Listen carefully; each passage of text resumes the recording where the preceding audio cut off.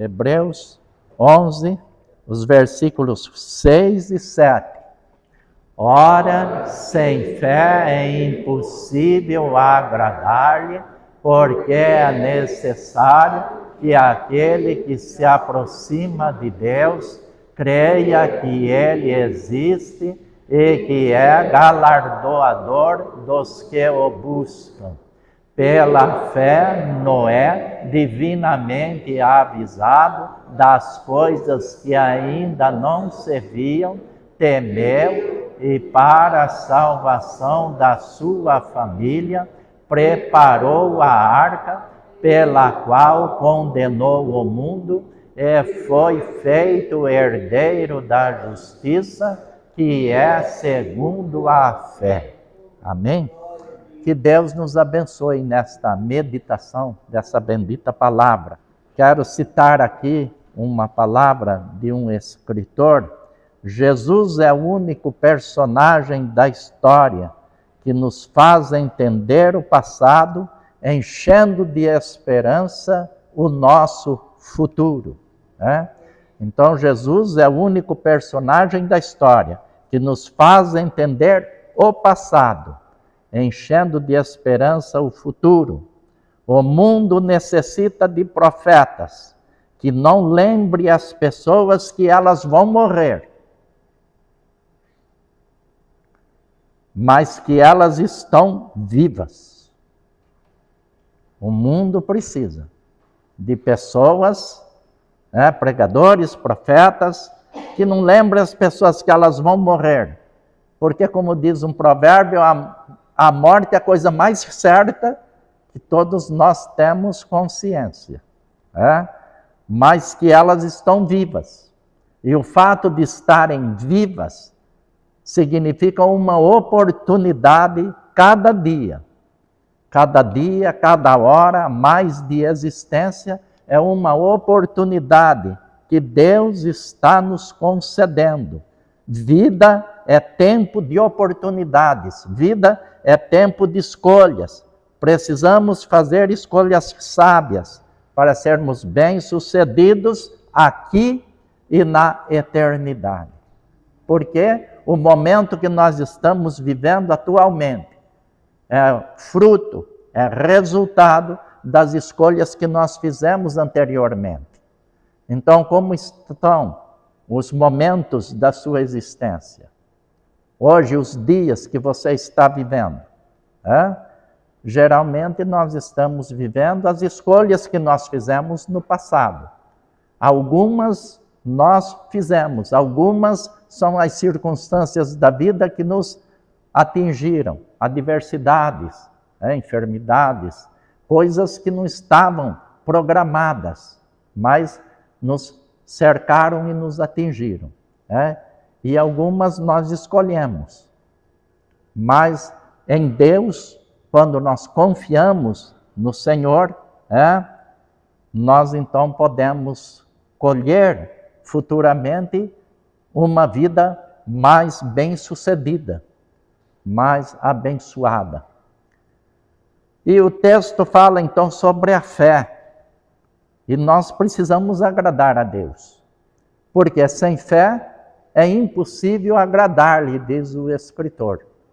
E neste capítulo 11 é chamado, pelos teólogos, Galeria dos Heróis da Fé.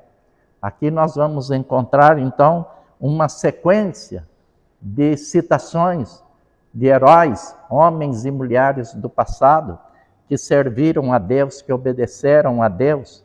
E ele cita aqui no versículo 7, Noé, pela fé Noé, divinamente inspirado. Porque Noé, ele obedeceu a Deus. Se você estivesse no lugar dele, vamos aqui nos colocar no lugar dele, será que obedeceríamos a Deus? Numa época que não chovia sobre a terra, e que ele estava distante do oceano, bem longe, não havia ali naquela região, segundo os historiadores, havia os rios, os oceanos, porque Deus já havia criado a terra. Mas na região que ele estava, era uma região que havia o quê? Falta de fontes d'água, de rios, né? Não é uma região como a nossa. Nossa região é uma região abençoada, porque temos água abundante, mas lá não. E Noé então vai agora construir o quê? Um grande barco, construir a arca, construir um barco morando a centenas de quilômetros dos oceanos. E ele não reclamou. E ele também foi avisado que dentro desta arca ele ia colocar animais. E eu fiquei pensando, enquanto estava fazendo esse estudo, qual seria a minha reação diante desta palavra de Deus. Porque às vezes quando nós recebemos uma incumbência, a primeira reação nossa é o questionamento. Mas como eu vou fazer? Quem vai ajudar? Ainda terá animais? E quem vai cuidar desses animais? Quem vai cuidar? Quem vai preparar a alimentação desses animais? Visto que será um período longo. Um período extenso. Então nós somos hoje ainda, especialmente hoje, questionadores. Nós questionamos muito. Nas nossas tarefas eclesiásticas e nas nossas tarefas seculares, todos nós questionamos. Isso é comum nas empresas. Os irmãos que trabalham nas empresas sabem disso. Eu já trabalhei por muitos anos também no serviço secular e eu via os questionamentos quando pedia-se para um funcionário fazer tal coisa ou tal coisa, e ele já queria saber quem ia ajudar e se ele ia ganhar um pouco mais. Por quê? Porque aumentou a responsabilidade. Aumentou, então, o serviço e a pessoa questionava. E Noé aqui, ele demonstra fé. E ele vai e Deus passa as medidas do barco, da arca, para ele e ele vai construir. E foi uma construção muito grande, porque a Bíblia diz que por 120 anos ele ficou construindo a arca. E neste tempo ele estava também pregando a palavra. Foram 120 anos de trabalho. E Deus, eu gosto de uma palavra do pastor Max, porque ele diz, Deus não requer de nós compreensão do que ele vai fazer e do que ele está fazendo. Mas ele requer de nós obediência. E a gente só obedece quando exercita a fé. Se você exercitar a fé, aí há obediência. Se não exercitarmos a fé, a confiança em Deus, aí não há obediência, há desobediência. Então precisamos exercitar a fé para que haja obediência. Lá em Mateus 21, nós encontramos uma história que Jesus contou sobre 2 filhos que o pai mandou cuidar da vinha. O pai disse ao primeiro, você vai cuidar da vinha, vai trabalhar na vinha. E o primeiro filho disse, eu vou. Eu vou, mas ele não foi. E aí o pai falou com o segundo filho. Falou com o segundo filho, vai cuidar da vinha, vai trabalhar na vinha. Ele falou, não, eu não vou. Mas depois ele mudou de ideia, mudou a sua opinião. E ele foi. E aí Jesus perguntou para os ouvintes, Qual dos dois fez a vontade do Pai? O que foi? O que foi? Porque a vontade do Pai era que alguém fosse cuidar da vida. O moço falou que ia, mas não foi. E aí Jesus usa como ilustração. Muitos publicanos e pecadores entrarão no céu primeiro do que vocês. Por quê? Precisa exercitar o quê? A fé. E a fé está ligada à obediência. Não podemos nos esquecer. Quando agradamos a Deus? Não agradamos a Deus apenas vindo ao templo, orando, lendo a Bíblia, visitando. Ele nos ama sempre e Ele nos ama em todo o tempo. E nós podemos agradar a Deus, enfim, onde nós estivermos. Exercendo o quê? A fé, exercendo a obediência. Agradecendo a Deus. Quando olhamos para a história, para os heróis da fé, nós vamos ver que eles nos deixaram um legado. Mas por quê? Porque obedeceram. Porque eles foram e realizaram, eles fizeram. E qual será o nosso legado? Qual será o nosso legado? Mas aquela era uma circunstância. Num outro tempo, numa época totalmente diferente da nossa. Mas a questão da comunhão com Deus, a questão do bom relacionamento com Deus, isso é imutável. Por quê? Por que é imutável? Porque o nosso Deus é imutável. Então, antigamente, na época de Noé, Deus requereu de Noé obediência, de Abraão obediência, dos patriarcas obediência, dos apóstolos obediência. E o que ele requer de nós hoje? Obediência. Porque o nosso relacionamento com Deus deve ser o mesmo daqueles irmãos do passado. Tanto é que eles são colocados como exemplo. E a hora que o escritor aos Hebreus entra no capítulo 12, que ele conclui o capítulo 11, ele entra fazendo uma conclusão, dizendo, portanto, nós também. Ele começa o capítulo 12 fazendo aí uma conclusão do capítulo 11. Portanto, nós também. Ele está dizendo, concluindo, nós também, pois que estamos rodeados de uma tão grande nuvem de testemunhas. Essa nuvem de testemunhas, segundo o dicionário bíblico, ele disse que são esses irmãos do passado. Esses heróis que obedeceram, sem saber o que ia acontecer. Porque qual era a expectativa de Noé?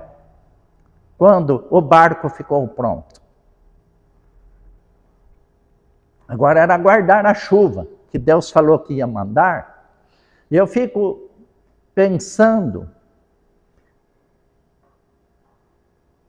o coração daquele homem de Deus. Por quê? Porque ele terminou a arca, Deus mandou que ele entrasse na arca, ele, a sua esposa, seus filhos, suas noras. A Bíblia diz que Deus fechou a porta por fora. Deus fechou a porta por fora. Mas só foi chover depois de 7 dias. Como você se sentiria? Agora, dentro da arca, fechado, Deus fechou por fora. Não podia sair. Passou o 2º dia, não choveu. Passou o 3º dia, não choveu. Como que nós nos sentiríamos neste dia quando quase a maioria da sociedade está tomando medicação para a ansiedade? Então, precisamos exercer o quê? Exercitar o quê? A fé. Porque sem fé é impossível agradar-lhe. Então nós precisamos, eu sempre digo nós, né? Porque eu estou inserido, antes de ser pastor, eu sou crente, eu sou igreja. Né? Nós precisamos crer mais, confiar mais, depender mais e agradecer mais pelo que Ele já nos tem dado e feito por nós. E confiar. Confiar. Quando o eunuco perguntou a Filipe, eis aqui água, o que impede que eu seja batizado? O Filipe respondeu, é lícito, se creres de todo o coração. E como nós temos crido? Qual a nossa perspectiva? Fico imaginando a perspectiva de Noé. De Noé. Os animais precisavam comer, se alimentar, e ele dando comida, e os amigos e inimigos, com certeza. Ô Noé, você vai apodrecer aí dentro. E aquela expectativa, aquela ansiedade. Não sei o que a esposa dele falou para ele. Os filhos. Mas ele exercitou a fé. Então nós precisamos aprender com essas lições do passado. Quanto prazer posso dar a Deus, confiando e obedecendo. E Deus requer de nós o quê? Sinceridade. Há muita gente frustrada atualmente, e frustrada com a igreja. Já viu isso? Os irmãos já viram isso? Pessoas frustradas com a igreja, frustradas com Deus, frustradas com a palavra, frustradas com a vida cristã. Por quê? Porque não souberam, não estão sabendo exercitar a fé. Porque nós somos mediatistas. Nós queremos o quê? Que as coisas aconteçam na hora que a gente quer. Mas as coisas acontecem na hora que Deus quer. Na hora que Deus quer. E não na hora que nós queremos. Nós vamos vendo através da história que Deus exerceu a vontade dele quando ele quis. E a palavra dele se cumpriu. Nós temos uma habilidade muito grande em transformar bênçãos e maravilhas de Deus em problemas para as nossas vidas. A vida social mostra isso com clareza. Quantas coisas boas Deus tem dado para o homem.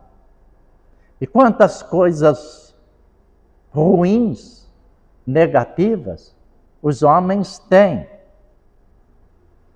usado, têm feito com as coisas boas que Deus deu para nós. Transformado em coisas ruins. Deus dá uma boa alimentação. Não sei quantos irmãos têm uma boa alimentação, mas na época que eu era criança, eu não conhecia, e muitos irmãos também, eu creio que não conheciam, um refrigerante, Coca-Cola, outros refrigerantes. A gente dificilmente tomava um sorvete de massa. Dificilmente você tinha uma família que possuía geladeira, que possuía TV, e quando possuía era aquele TV, o primeiro TV lá em nossa casa era um TV difícil para funcionar, porque precisava uma antena muito alta, e com muitas dificuldades para a sintonização do canal. Mas o que hoje nós vemos? Temos muita alimentação e muita gente em tratamento porque come demais. Então, uma coisa boa tornou-se um problema, tornou-se ruim.